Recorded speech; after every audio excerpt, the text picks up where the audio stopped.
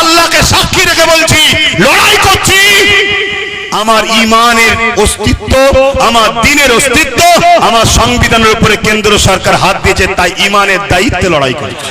কারণ ঈমানদার কখনো হুকুমতকে ভয় করে না, ঈমানদার সৃষ্টিকর্তাকে ভয় করে, ঈমানদার বোমকে ভয় করে না, কামানকে ভয় করে না, বন্দুককে ভয় করে না, শাসকের রক্তচক্ষুকে ভয় করে না। ঈমানদারের হৃদয়ে আল্লাহর ভয় রয়েছে। তাই যখন আমরা 4টে পর্যন্ত পারমিশন ছিল, 4টে পার হচ্ছে, আমরা দাবি রেখেছি নামাজ পড়বো, তারপরে ঘরে যাবো, অন্যায় খাটিয়ে করে যাব, তখন র‍্যাব না বাজছে, র‍্যাব ভয় দেখাচ্ছে, র‍্যাব না বাজছে। আমি মাইকে বলেছিলাম, আজ আমরা 14-15 হাজার র‍্যাব নিয়ে গিয়ে পিটবে, সংবিধান বিরোধী কাজ করবে, কাল থেকে যেখানে পাবো সেখানে আমরাও পিটিয়ে দেখিয়ে দেবো। এ দরকার আছে না নাই? আমরা কি এদেশে জন্ম হয়েছি শুধু লাঠি খাবার জন্য, মার খাবার জন্য, ভিক্ষা নিবার জন্য? আমরা সংবিধান বিরোধী কোনো কাজ করিনি, আগামীতেও করবো না, ঠিক না বেটি? তুমি আমার মসজিদে তালা মারবে, আমার মাদ্রাসায় তালা মারবে, আর আমি বলতে গেলে তুমি প্রশাসনের পাওয়ার দেখাচ্ছ। ওই প্রশাসন তোমাকে তো আমরা দিয়েছি, তাই আজকে সংখ্যা কম মেরে নেবে, কালকে বাংলা জুড়ে যেখানে পাওয়া প্রতিশোধ তুলে সংবিধানের হক আদায় করে দেখিয়ে দেবো। সংবিধান রাইট দিয়েছে না দেয়নি? কথা বলুন, দিয়েছে না দেয়নি? আব্বাস সিদ্দিকী ফালতু বকছে না। সংবিধান বলেছে কেউ যদি তোমার উপরে জুলুম করে, রাইট আছে তুমি প্রতিশোধ নাও, রাইট। আর মনে রাখবেন, ইসলাম জুলুম করাকে হারাম করেছে। ভাই বলছিল না, ডিফেন্স করাকে ইসলাম জায়েজ করেছে। ডিফেন্স, আমাকে মারবে, আমার কবরস্থান, আরে কালকে তোমার আমার দাদুকে কবর দেবে না পুড়াবে, সেই অস্তিত্বের লড়াই চলছে। তো সংবিধান যখন তোমায় রাইট দিয়েছে, তুমি লড়াই করবে না করবে না? কথা বলো, করবে না করবে না? কিন্তু এই লড়াইটা করবে কার সাথে? যারা বিগত 77 বছর যারা ওয়াকফ খেয়েছিল, মসজিদকে লুটেছে, মাদ্রাসাকে লুটেছে, কবরস্থানকে লুটেছে, তাদেরকে পাশে করলে লড়াই করবে নাকি? কথা বলো। কারণ এই সমাজে দুই ধরনের ওয়াকফ নিয়ে লড়াই হচ্ছে। একদল লড়াই করছিস, ভাই তুইও তো ওয়াকফ খেয়েছিস রে, তুই তো যারা ওয়াকফ খায় তার সঙ্গে তোকে দেখা গেছে, তুই আজকে চিল্লাচ্ছিস কেন? সে বলছে, ভাই বুঝিস না কেন, এ তো ভাগ দিত, মুদি নিলে ভাগ দেবে না, তাই তো লড়াই করতে নেমেছি। মুদি যদি ভাগ দেবে বলে, এ কিসের লড়াই আবার? কথা বুঝছেন না, বোঝেন না? আর আরেকজন লোক লড়াই করছে, আলহামদুলিল্লাহ, আল্লাহকে সাক্ষী রেখে বলছি, লড়াই করছি। আমার ঈমানের অস্তিত্ব, আমার দ্বীনের অস্তিত্ব, আমার সংবিধানের উপরে কেন্দ্র সরকার হাত দিয়েছে, তাই ঈমানের দায়িত্বে লড়াই করছি। তো ভাইরা আমার, তাই বলবো লড়াই করতে হবে। তাহলে এইটা আগামী দিন ঘুরতে ঘুরতে বাংলার অলিতে গলিতে আমি দেখছি আমাদের মধ্যে ঐক্য না তৈরি করে, আমাদের মধ্যে ভ্রাতৃত্ব না তৈরি করে, আমাদের মধ্যে মিলবন্ধন না তৈরি করে, শুধু একটাই আওয়াজ তুলছে, যেটা আমার বাইজিদ আমিন ভাই বলছিল, পুরো দেশ জুড়ে হিন্দু খাতরে মে হ্যায়। আগামী 30-এ, আগামী 40-এ মুসলমান ওই হয়ে যাবে, মুসলমান ওই হয়ে যাবে, হিন্দু থাকতে পারবে না, এ থাকতে পারবে না। শুধু বলতে হিন্দু খাতরে মে হ্যায়। শুনুন আমার হিন্দু ভাইরা, দেশের প্রধানমন্ত্রী হিন্দু, স্বরাষ্ট্রমন্ত্রী হিন্দু, রাষ্ট্রপতি হিন্দু, প্রত্যেকটা রাজ্যের সিএম হিন্দু, ডিএম হিন্দু, বিডিও হিন্দু, জজকোর্টের মেন যারা বিচারপতি তারাও হিন্দু, সেনাপ্রধান হিন্দু, সব জায়গায় হিন্দু থাকার পরেও যদি হিন্দু খাতরে হয়, হিন্দু ভাইদের আন্দোলন করা দরকার। তোদের মধ্যে হিন্দুকে রেখে লাভ নাই, দেশের প্রধানমন্ত্রী গুলো মুসলমানকে করবো আমরা। সব জায়গায় তোরা, সব জায়গায় তোরা, তারপরেও বলছে আমরা খাতরাই। তোদের মধ্যে হিন্দু প্রধানমন্ত্রী দরকার নেই, তোদের মধ্যে হিন্দু স্বরাষ্ট্রমন্ত্রী দরকার নেই, আমরা দরকার এপিজে আব্দুল কালামের মতো মুসলমানকে প্রধানমন্ত্রী তৈরি করব, মৌলানা আব্দুল কালামের মতো প্রত্যেকটা রাজ্যে সিএম বানাবো। এটা আমার হিন্দু ভাইদের, মুসলিম ভাইদের, সবাই আমার দেশকে বাঁচাবার জন্য আওয়াজ তোলা দরকার আছে না নাই? শুধুমাত্র একটা ড্রামা, শুধু একটা নাটক, একটা তো কিছু খোরাক দরকার। 26-এ ভোট আসছে, খোরাক তো দরকার। সেই খোরাকের নতুন খোরাক কি? না ওয়াকাফকে আমি 2024 ওয়াকাফ অ্যাক্ট সংশোধন করব। কি জন্য করবেন? না মুসলমানরা বড় বিপদে আছে, ওদের ওয়াকাফ নিয়ে বড় সমস্যা হচ্ছে। আপনি ঠিক বলেছেন, এই পর্যন্ত শুনছেন তো, এ পর্যন্ত আপনি ঠিক বলেছেন, কিন্তু আপনার ঠিক কথার মধ্যে নিয়তটা কিন্তু ভালো নয়। আপনার নিয়ত ভালো নয়। আপনার নিয়ত কি? ওয়াকাফ সংরক্ষণের নামে পীর আব্বাস আলী গোরাচাঁদ রহমাহুল্লাহ হুজুর, যিনি এখানে লোহা তারেতে, লোহা বেড়াতে জানেন না চাপা ফুল দিয়েছিলেন, তাই এটা চাপা তলা। কথা বুঝে আসছে? সেই পীর বেড়া চাপা, বেড়া চাপা মানে বেড়ার উপরে চাপা ফুল, বেড়া চাপা। সেই পীর আব্বাস আলী গোরাচাঁদ রহমাহুল্লাহ, তিনার 900 বিঘের উপরে জায়গা ছিল। 77 বছর ধরে যত হুকুমত আমার পশ্চিমবাংলায় এসেছে, দুঃখ নেবেন না, সত্যটাকে একটু জানুন, তারপরে পছন্দ হয় নেবেন, না পছন্দ হয় না নেবেন। কিন্তু শোনার আগেই কেন খেপে যাচ্ছে? 900 বিঘে জায়গাকে 77 বছর ধরে একটু একটু একটু খেতে খেতে আজকে সেই জায়গাটা দাঁড়িয়েছে মাত্র 92 শতক। কত বিঘে জায়গা বলবেন তো? 900 বিঘে। 900 বিঘে জায়গা আমার রাজ্যের হিসাব দিচ্ছি, তাহলে বুঝবেন কেন্দ্র হঠাৎ করে বিল কেন করতে চাইছে। সেটা দাঁড়িয়েছে কত? 900 বিঘেটা দাঁড়িয়েছে 92 শতক, কিছু কম 3 বিঘে। কথা বললেন? 900 বিঘের থেকে বেঁচে আছে কিছু কম 3 বিঘে। এখন মোদি বাবু হঠাৎ করে ভাবছে ওই 3 বিঘেটা তোরা খেতে পারবি না, এটা আমি খাবো। এজন্য বিল বানাতে চাইছে। যদি মুসলিমেরই সংরক্ষণ দরকার, তাহলে হাজার লক্ষ বিঘে হিন্দু ভাইদের দেওবন্দ সম্পত্তি আছে, সেই দেওবন্দ সম্পত্তি থেকে হিন্দু ভাইদের বিকাশ করুন, হিন্দু ভাইদের শিক্ষার ব্যবস্থা করুন, হিন্দু ভাইদের রুজি রুটি থাকার ব্যবস্থা করুন। আদিবাসী ভাইদের জল জঙ্গলের সম্পদ কর্পোরেশনরা লুটে লুটে বড় বড় বিল্ডিং তৈরি করে ফেলছে।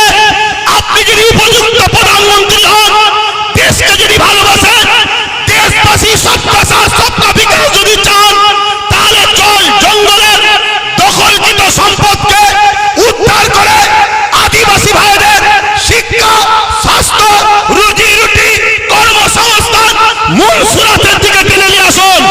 না, উনি শুধু মুসলমানদের দরদি হয়েছে। শুনছেন তো নাকি? এদিকে বলছে হিন্দু খাতরে নেই, আর প্রধানমন্ত্রী বলছে মুসলমানদের আমি উপকার করব। এই নাটক বুঝতে বাকি নয়। উনি এই বিলটা তৈরি করে পুরো দেশের 27 লক্ষ বিঘে সম্পদ, অঙ্কটা মনে রাখবেন, পুরো দেশ জুড়ে 27 লক্ষ বিঘে সম্পদ আছে। এই 27 লক্ষ বিঘে সম্পদকে পুরো গভর্নমেন্ট হাত করতে চাইছে। অর্থাৎ কেরলে 1400 বছরে একটা মসজিদ আছে, বাদশা চিরামান, যে বাদশা একদিন আকাশের দিকে তাকিয়ে দেখে পূর্ণিমার চাঁদ দুটুকরো হচ্ছে, এই দৃশ্যটা দেখে বাদশা চিরামান হিন্দু ঘরের সন্তান, তার মনের মধ্যে তারিখটা রয়ে গেল। একদিন হযরতে মালিক রহমাহুল্লাহ এমন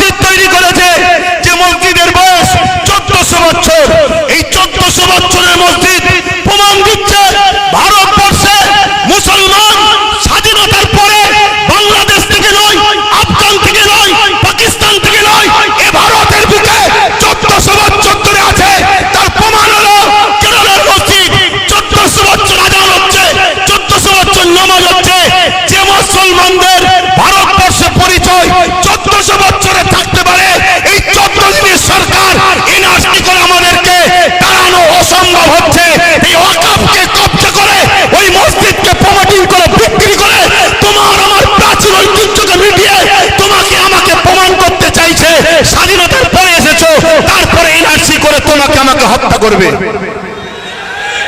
মাথায় ঢুকছে? বক্তব্য শুনছেন? কেন আমি অনেক ঠান্ডা মাথায় চিন্তা করছিলাম, আরে ওয়াকাফ তো সবাই খেয়েছে, ওয়াকাফের মধু চাকতে এমন কেউ তো নাই। ওয়াকাফের মধু সবাই চেকেছে, আর এই চাকার জন্য সব থেকে বড় দোষী আমরা। আমরা যদি ঘরের দরজা খুলে আর সোনা দানা বাইরে বার করে ঘুমোই, চোরের কাজ তো ভাই চুরি করবে। তা আমরা সারা জীবন একে বাপ বললাম, ওকে বাপ বললাম, তাকে বাপ বললাম, সবাইকে মাথায় তুলে দিলাম, যেই উঠেছে সেই আমাদের ওয়াকাফকে চেকেছে। তো হঠাৎ করে ইনি বিল পাস করতে চাইলো কেন? এই প্রশ্নটা আমার মাথায় খটকা দিয়েছে। আমি রিসার্চ, আমার ক্ষুদ্র জ্ঞানে চিন্তা ভাবনা করে আমি যেটা দেখলাম, একটা মসজিদ আছে 1300 বছর বয়স গুজরাটে। এভাবে ভারতবর্ষ জুড়ে হাজার হাজার বছর ধরে ঐতিহ্যের মসজিদ, কবরস্থান, মাদ্রাসা, খানকা, দরগা প্রমাণ দিচ্ছে এ ভারতবর্ষে মুসলমান হাজার হাজার বছর ধরে আছে। স্বাধীনতার লড়াইতে 95,000 কম বেশি মানুষ দেশের জন্য জীবন দিয়েছে প্রথম কাতারে, তার মধ্যে 63,000-এরও বেশি মুসলমানের জীবন কোরবান হয়েছে দেশের জন্য। তাই ব্রিটিশ চলে গেছে, আজ চাইনিজ যদি মনে করে আমার দেশকে লুটবো, আমার দেশকে মিটাবো, চাইনারাও জানে এরা খালেদ বিন ওয়ালিদের উত্তরসূরি, এরা জানে এরা হযরত সিদ্দিক আকবরের উত্তরসূরি, ফারুক আজমের উত্তরসূরি, হযরত মাওলানা আলীর উত্তরসূরি। অতএব এরা থাকা অবস্থায় ভারতের ক্ষতি পৃথিবীর কোন দাদা করতে পারবে না। তাই বড় প্ল্যান করে আজ ক্ষমতাশালী যারা, তাদের দ্বারা বিভাজন তৈরি করার ষড়যন্ত্র করছে। মনে রাখবে, এই লড়াই আমাদের সাংবিধানিক অধিকার লড়াই। আমার আগে বাইজিৎ ভাই বলছিলেন 1947 আইন তৈরি হয়ে গেছে ভারতবর্ষে। আজকের দিন থেকে যেটা মন্দির মন্দির থাকবে, যেটা মসজিদ মসজিদ থাকবে, যেটা গির্জা গির্জা থাকবে, ওখানে তুমি হাত আর দিতে পারবে না। কিন্তু দুঃখের বিষয়, কোর্টের মধ্যে কিছু জজ হয়েছে, তারা আজকে মুখ চাওয়াচাই করে দেখে, আইনকে দেখে না, আইনকে তারা রেখে দিয়েছে। তাই বোম্বাইয়ের এক মসজিদে সার্ভের নামে নোটিশ যেই দিয়েছে, 1.5 ঘন্টার মধ্যে নোটিশ ধরিয়ে দিয়েছে সার্ভের। সেই সার্ভে করতে গেল, মসজিদ কমিটি হেল্প করলো, সার্ভে হয়ে গেল। পরের দিন সকালবেলা সকাল 6টায় আবার গেছে। কেন? গতকাল তো সার্ভে করলেন, আবার আজকে আসছেন কেন? না, একটা অশান্তি লাগাতে হবে, একটা ফিতনা লাগাতে হবে। গতকালকে হয়নি, ওই অশান্তি হলো। সেই অশান্তিতে প্রশাসনের গুলিতে 5টা নিরীহ ভারতীয় জীবন চলে গেল। তার মধ্যে 17 বছরের একজন যুবক, সে গরিব, খেলনা বিক্রি করছিল, তার বুকে যে গুলি লাগলো সেও মারা গেল। এটা হলো আজকে ডিজিটাল ইন্ডিয়া আমার মোদি সাহেবের। আজকে মনে রাখবেন, এই চক্রান্ত পুরো দেশ জুড়ে করছে, এর পিছনে কিন্তু আমাদেরও অন্যায় আছে না নাই? কথা বলুন। কেন 77 বছর ধরে যখন টুকটুক করে খাচ্ছিল, তখন আমরা চুপ করেছিলাম। আজকে পুরো লিকে লিয়ে খাওয়ার চেষ্টা করছে। সমাজের বুকে একটা মিডিয়া মাধ্যমে প্রচার হচ্ছে, কিরকম মিথ্যা প্রচার একদল মিডিয়া করছে। দেখুন কি প্রচার করছে। 1995 একটা আইন হয়েছিল, সেই আইনে নাকি আছে মুসলমান 4-5 জন যেখানে দাঁড়াবে, দাঁড়িয়ে বলবে এটা আমার, সেটা ওয়াকফ হয়ে যাবে। শুনছেন? আচ্ছা, এটা কখনো হয়? এটা কখনো হয়? এভাবে সমাজের মধ্যে বিভাজন তৈরি করছে। আরেকটা কথা মনে রাখবেন, আমার ভারতবর্ষের 140 কোটি মানুষের মধ্যে 100 কোটি মানুষ হলো অশিক্ষিত, তাদের পেটে বিদ্যা নেই। এই বিদ্যা দেওয়া হয়নি ইচ্ছা করে, তাদেরকে ইতিহাস পড়ানো হয়নি। তাদেরকে যদি ইতিহাস পড়ানো হতো, তাহলে তারা বাবর, আকবর, হুমায়ুন এ দেশের জন্য কি করেছে সেটা জানতে পারত। অবশ্যই বাবর, আকবরের সাথে আমার কোনো সম্পর্ক নেই, কেন তারা ছিল রাজনীতির নেতা, আমরা ধর্মগুরুর লাইনের মানুষ। তাই বলে যায়, তারা মিথ্যা প্রচার করছে বাবর, আকবর, হুমায়ুন নাকি মন্দির ভেঙে মসজিদ তৈরি করেছে।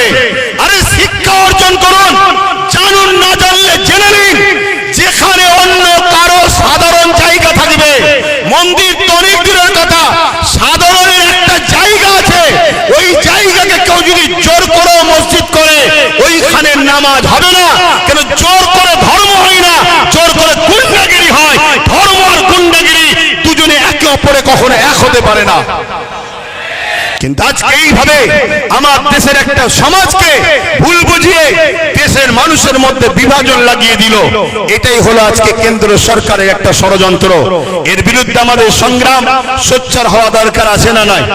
তাহলে ওয়াকফ বাঁচাবার জন্য লড়াইয়ের দরকার আছে না নাই? হাত তুলে বলুন, লড়াইয়ের দরকার আছে না নাই? একদিকে যেমন ওয়াকফ বাঁচবে, অপরদিকে সংবিধানের ঐতিহ্যটাও বাঁচবে। হাত লম্বা করে তুলুন, দরকার আছে না নাই? এই একটা মিটিং করে দিলেই কি হয়ে যাবে? কথা বলুন, একটা মিটিং করে দিলেই হয়ে যাবে? এই বাঁচাবার পন্থা আছে, আপনার বাঁচাবার পন্থা আছে। যেভাবে আমরা আন্দোলন করছি গণতান্ত্রিক প্রক্রিয়ায়, এই আন্দোলনকে আরো বাড়াতে হবে। কি বাড়াতে হবে না হবে না? এইটা প্রতিটা জায়গায় করে করে আমার ভাই বলছিলেন যে আব্বাস সিদ্দিকী ভাই, অনেকে বলছে যে এত দেরিতে নামলো কেন? না বন্ধু, যখন তুমি কিছু জানতে না ঘুমোচ্ছিলে তখন ওয়াকফ সিগনেচার হয়েছিল, ভোটাভুটি হয়েছিল। সেই সময় কোনো দাদা, কোনো মুফতি মাওলানা কেউ নিজের বাড়ি ক্যাম্প তৈরি করে মানুষের ফরমে সই করায় না, সেটা আব্বাস সিদ্দিকী করেছিল। শুনে রাখো, তাতে ভোটাভুটি সিস্টেমে 50 লক্ষ লোকের স্বাক্ষর চেয়েছিল, সেটা 3.5 কোটির উপরে লোকের স্বাক্ষর হয়েছিল। সেটা আমি আমার বাড়িতে ক্যাম্প তৈরি করে মানুষকে দাওয়াত দিয়ে খাইয়ে সই করিয়েছিলাম যে ওয়াকফের বিরুদ্ধে সই করো, যে আমরা ওয়াকফ বিল চাই না, আমাদের যেটা আছে সেটাই থাক। বুঝে আসছে? দ্বিতীয় নম্বর কথা শোনো, আজকে এইখানেই শুধু শেষ করে দিলে হবে না, প্রতিটা জায়গায় করে করে, প্রতিটা জায়গায় আন্দোলন করে করে আমাদেরকে পশ্চিম বাংলার রাজধানী কলকাতায় যেতে হবে। প্রয়োজন হলে আমরা ব্রিগেড যাব। আপনারা প্রস্তুত আছেন? হাত তুলে বলেন, প্রস্তুত আছেন? প্রস্তুত আছেন? আপনারা ওই কে কে আসবে প্রশ্ন করবেন না, কে কে আসবে প্রশ্ন করবেন না। আমি একা থাকবো, সঙ্গে আওলাদে আল্লামা থাকলে অসুবিধা আছে আপনাদের? হাত তুলে বলেন, অসুবিধা আছে? কেন? আমরা জানি, আমরা জানি, ইতিহাসের পথে সাক্ষী দিচ্ছে, যতবার আমরা লড়াই করেছি, সংগ্রাম করেছি, সংখ্যা বেশি নিয়ে আমরা জিতিনি, আমরা সংখ্যা কমে জিতেছি। সংখ্যা বেশি হবে আর তার মধ্যে যদি মুনাফেক ঢুকে যায় তাহলে আমাদের হার কিন্তু অনিবার্য, হারতেই হবে। কেন? মুনাফেক তোমার ঘরের ঘাটি টাটি প্ল্যান সব জানিয়ে দেবে। কেন? আমরা তো দেখছি, আমরা তো দেখছি ঠিক এমনই জিনিস হচ্ছে। কটায় আজান হবে? টাইম আছে? তার টাইম আছে, আপনি 5 মিনিট বলবো? একটু সবাই সাক্ষী দেন, কেন কাজ কাম ছেড়ে এসেছে। 5 মিনিট, হ্যাঁ, একটু মন দিয়ে শোনেন। আমরা তো দেখছি সেই প্রবাদ বাক্য আছে না, পাড়ায় চোর পড়েছে, সবাই বেরিয়ে পড়েছে, চোর ধরো, চোর ধরো, চোর ধরো। আর চোরও ওই বিষখানে ঢুকে বলছে চোর ধরো, চোর ধরো, চোর ধরো। বলছে না? বলে আরে কলকাতায় ভিআইপি ভিআইপি জায়গা ওয়াকফে রাজ্য সরকারের আজকে আমলা বলেন, নেতা লিডার বলেন, তারা সব দখল করে বসে আছে। তারা আবার ময়া কাদা নেবে, কাঞ্চে মুসলমান চিন্তা করেনি আমরা তোমাদের ওয়াকফ বাঁচিয়ে দেবো। আচ্ছা বলুন, এটা কি ধোঁকা নয়? কথা বলেন, ধোঁকা না? ধোঁকা নয়? কেন? আমরা নাম ধরে বলতে পারি, কালীঘাটে টিপু সুলতানের সন্তানের মাজার রয়েছে, তার কবরের ওপরে দোকান হয়ে গেছে, ওটা ওয়াকফের জায়গা। আমি বললাম না আপনাদের পীর গোড়াচাঁদ আব্বাসী হুজুরের 900 বিঘে জায়গা আজকে হয়ে দাঁড়িয়েছে কত? 92 শতক। তাহলে এই লড়াইটা করতে হবে, কিন্তু এই লড়াই কোন গাদ্দার মুনাফিককে নিয়ে নয়। এই লড়াই আমরা সংগঠিত হব, প্রকৃত যারা সংবিধানকে ভালোবাসে, প্রকৃত যারা ইমানদার, আমরা সংগঠিত হয়ে এই লড়াই শুরু করেছি। ইনশাআল্লাহ এই লড়াইয়ের শেষ ইনশাআল্লাহ আমরা করেই দেখাবো। বলুন ইনশাআল্লাহ। আরেকটা ছোট্ট নমুনা দিয়ে যাচ্ছি। এই নদী পার হলেই উপরে চুচুড়া, চুচুড়ায় একটা মসজিদ আছে, মাদ্রাসা আছে 1000 বছরের, যারা আজকের বাজার 10-20 হাজার কোটি টাকা, সেই সম্পদে তালা মেরে দিয়েছিল আজকের যিনি সরকার রয়েছে কেন্দ্রে, এই রাজ্যে তালা মেরে দিয়েছিল। অনেকে আন্দোলন করেছে, খুলতে পারে না। অনেকে আন্দোলন করেছে, খুলতে পারে না। মাত্র 12 থেকে 15 হাজার যুবক নিয়ে আহলে সুন্নাত ওয়াল জামাত আন্দোলন করেছিল। তালা খুলে আসর মাগরিবের নামাজ পড়ে সেখান থেকে এসেছিলাম আমরা।